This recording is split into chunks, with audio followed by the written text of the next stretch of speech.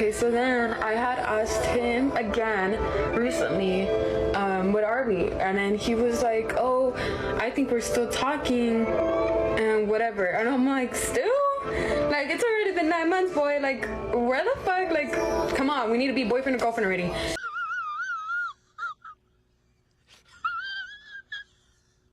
Nothing aggravates me more than people who can't communicate. Like, this has just happened to me a few times recently where, like, you're hanging out with somebody, you're not dating, you're just hanging out, and you're having fun for a while, you know? You hang out on a regular basis, whatever, and then all of a sudden it just dies down. You don't really hear from them anymore. They don't ask you to hang out.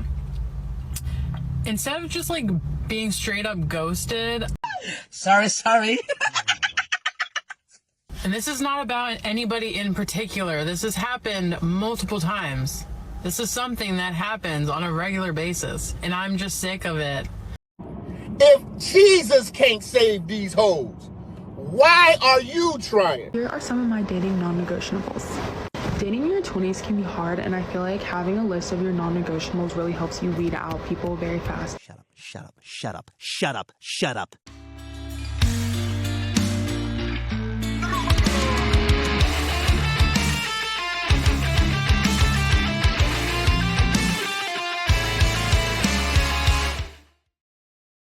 Gentlemen, welcome back to the desert. Give me the sit rep. And today, guys, we have an awesome video that ends with, if you ask me, gentlemen, particularly for me, my favorite type of content to cover.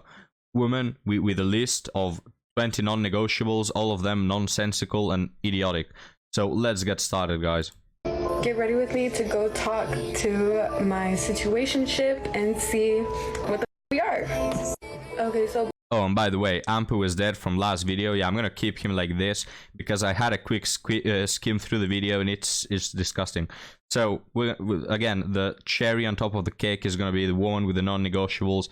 And now, guys, let's start. basically we've been talking for like 9 months, I would say.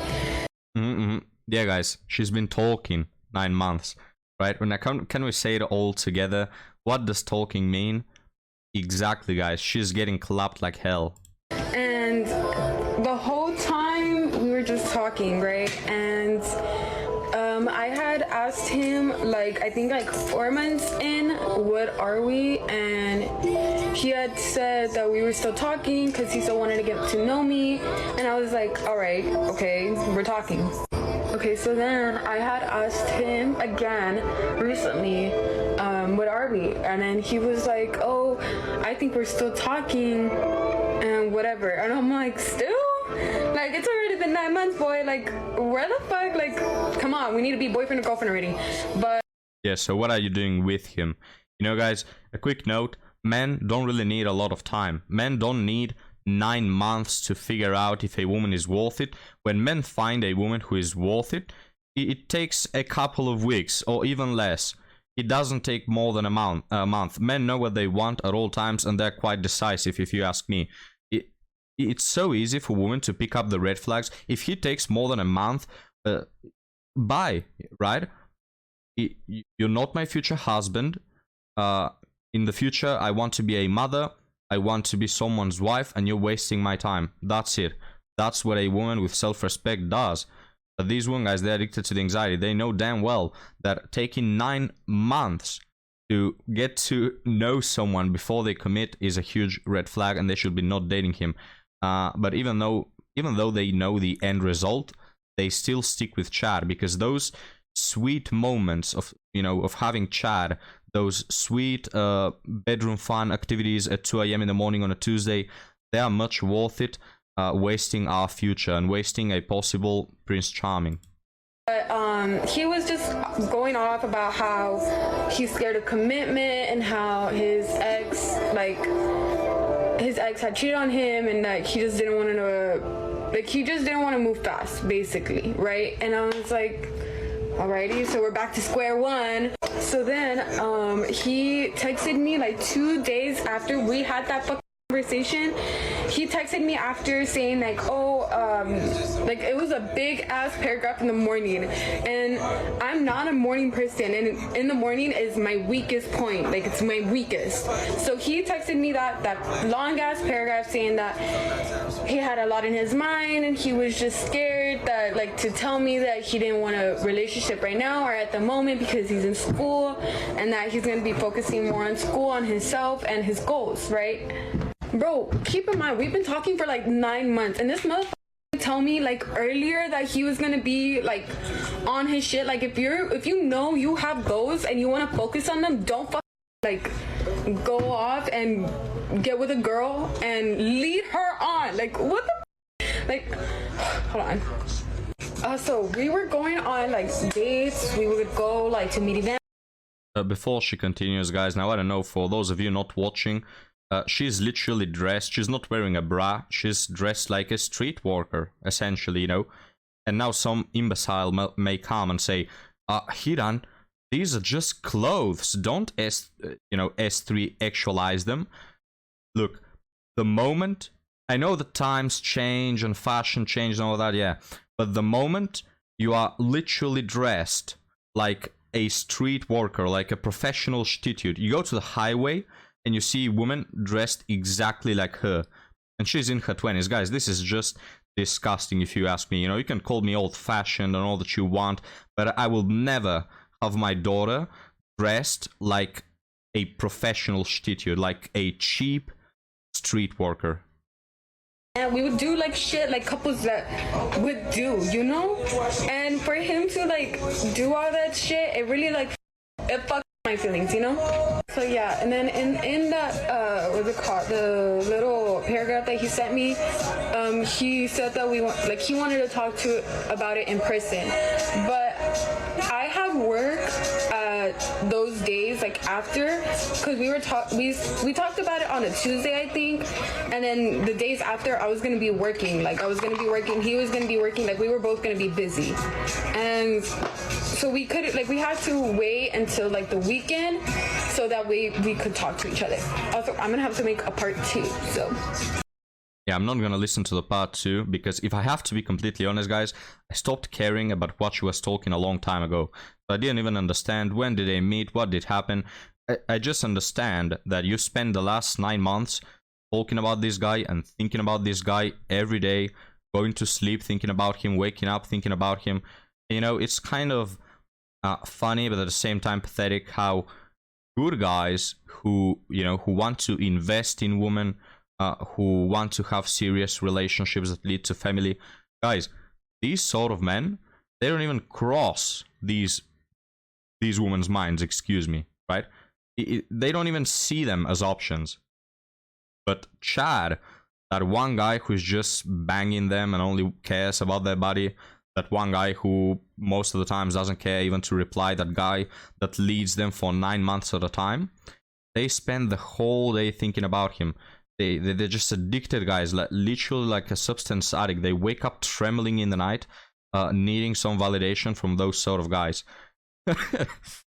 And then it's like, man, who can feel sympathy for you when it's only you to blame, right? Nothing aggravates me more than people who can't communicate. Like, all right, guys, so we have this one right here that has some you know, some wheels, carrying some wheels in her ears in case there's a problem with the car or something.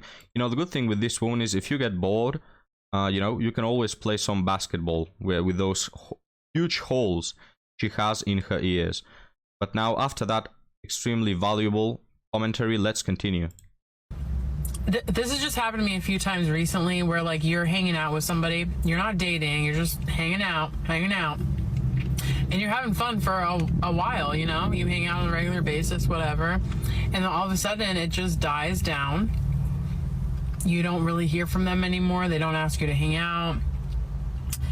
Instead of just like being straight up ghosted, I would much rather prefer just like a simple text message. You know, I had fun, but I met somebody else that I'm having more fun with. So good luck in life. Or, you know, I'm just not feeling it anymore. But best of luck to you. Just something, you know?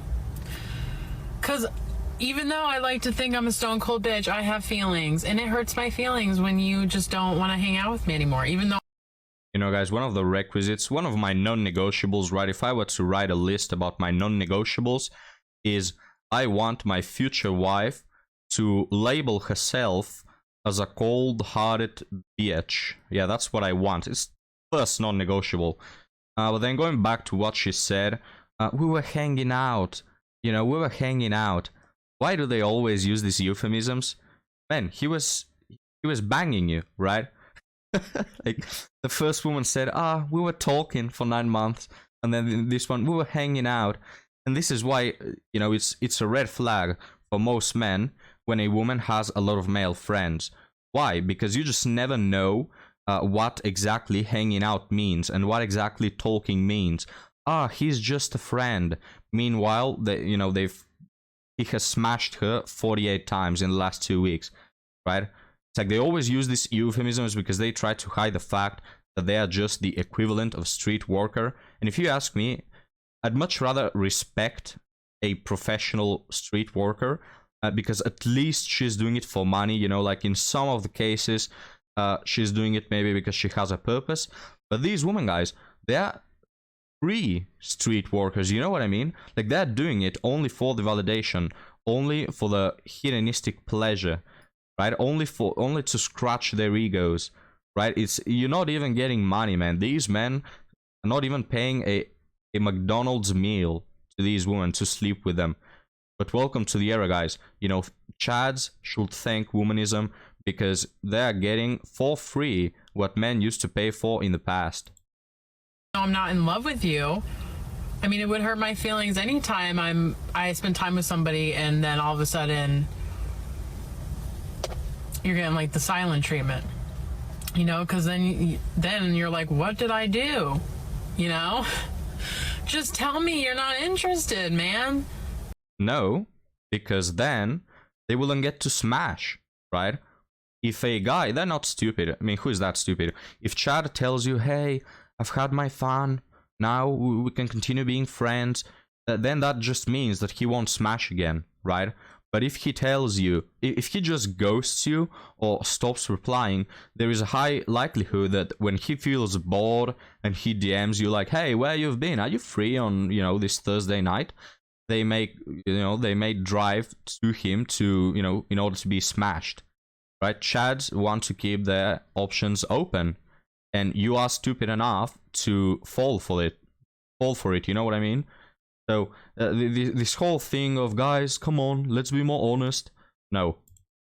Tell me you'd rather these other women that are more fun than me. Like, I don't know. And this is not about anybody in particular. This has happened multiple times. This is something that happens on a regular basis, and I'm just sick of it.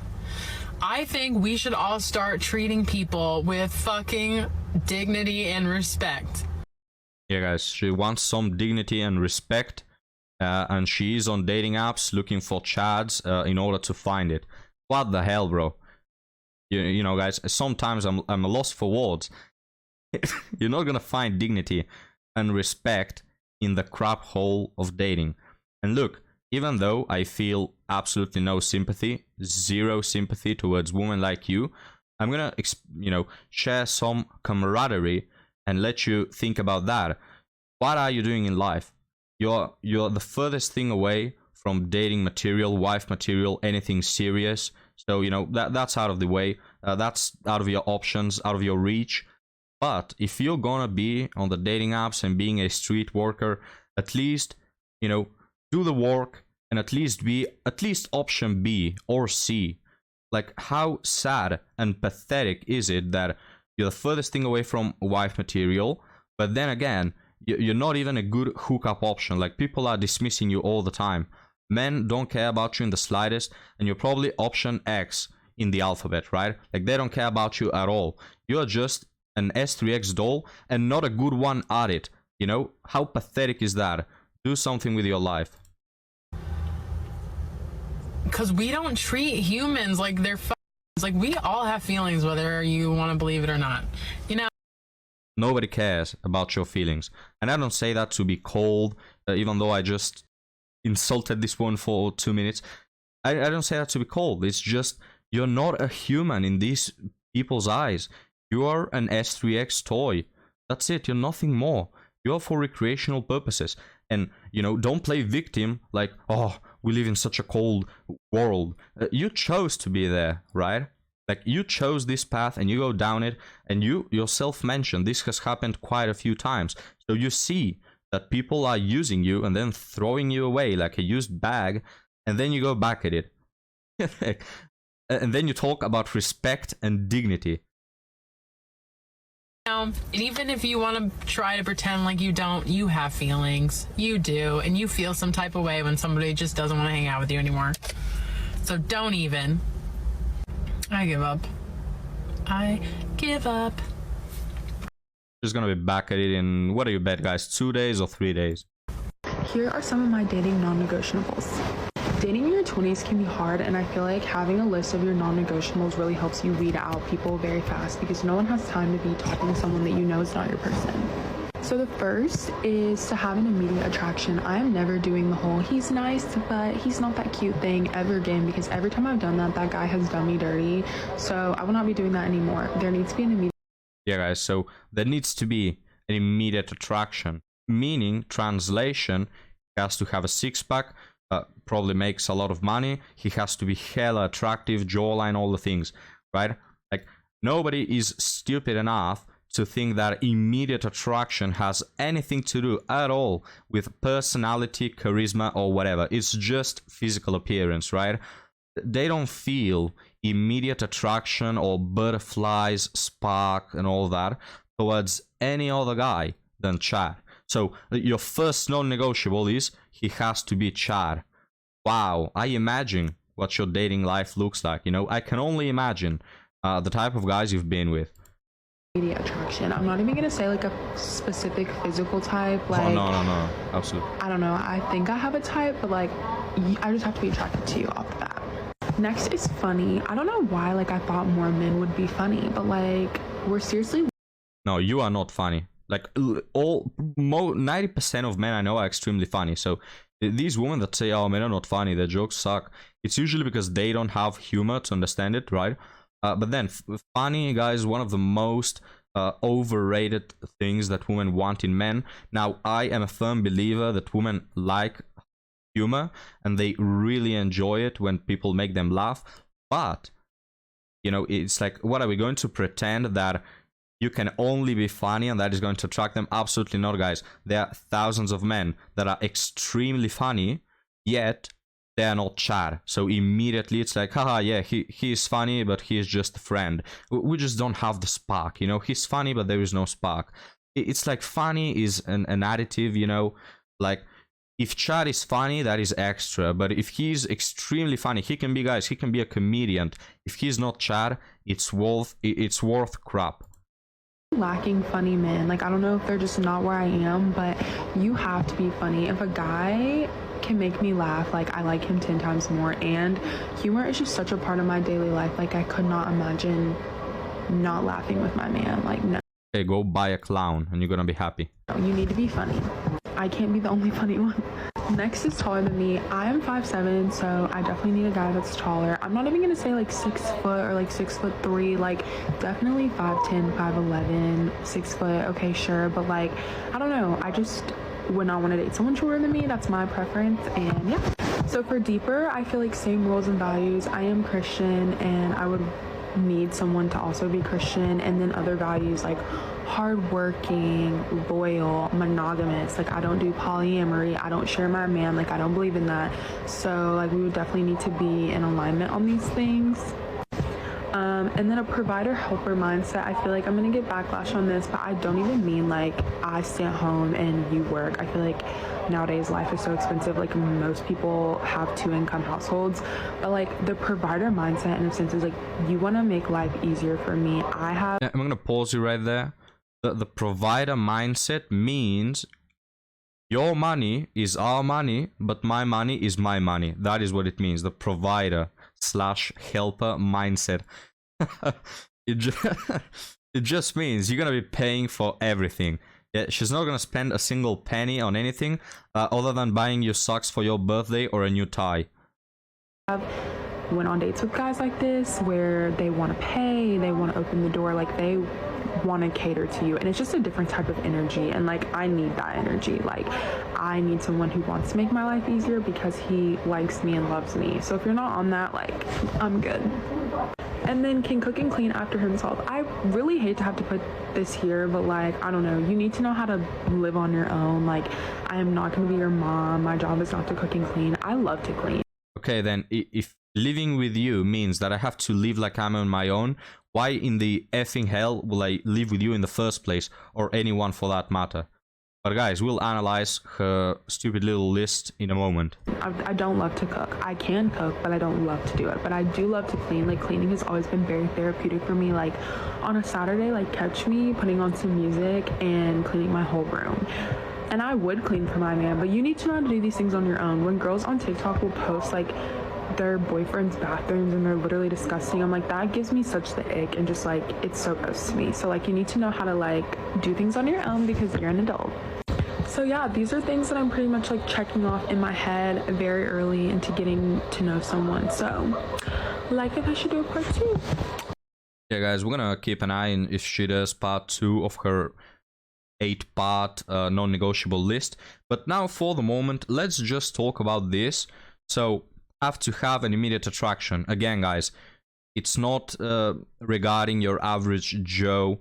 She wouldn't feel an immediate reaction with guys who are less than an 8 out of 10. So this already excludes a high percentage of men, not because a high percentage of men are ugly or, you know, it's extremely disgusting. No. It's just because she, you know, wants to chase after the men who are way out of her league. Like, do you think that this woman is extremely attractive? She's not ugly, but she's not extremely attractive. She's nothing special, guys. She's average. Yet, she won't settle for average guys. We have already established, probably from the first Manosphere video ever. Then, he has to be funny, which you can scratch that off the list. If he's Chad, you wouldn't give a crap if he's funny or not. If he is only funny, but he's not Chad, you're not going anywhere. So, again, taller than me, of course. I don't know why you have to put this on the list. I haven't heard from a woman in the last few years who doesn't want a man to be taller than her. Same morals and values. You know, this is the only good one in the list. I don't know what you're doing if you are dating seriously someone who doesn't have your same morals and values. Then provide a helper mindset. We already talked about that. You know, just open the wallet, boys. All right. So this is what she wants. Now, imagine you're a man and you're interested in this woman and you get this spreadsheet. What exactly are you getting out of this? You have to be really attractive and have charisma and be taller than her. So we're already talking about, what, top 15% of guys. And then you also have to provide for her. You have to pay everything for her, which of course stems from the fact that you have a higher earning job than her, but she will also work. She won't do anything around the house, which, look, I don't think that is necessary. Again, really, there's just some cases, some families where you can't pull it off with only one person working. But what exactly are guys getting out of it? Like, I'm looking at this list and at what you've talked about, and there's just nothing for guys. So I have to cook and clean for myself, even though I'm living with you, after getting back from my job, which is way more demanding than yours. And, you know, I have to be this top percentage of guy. What is the reward? Are you a top percentage woman? But guys, nothing new under the sun, right? The same old crap.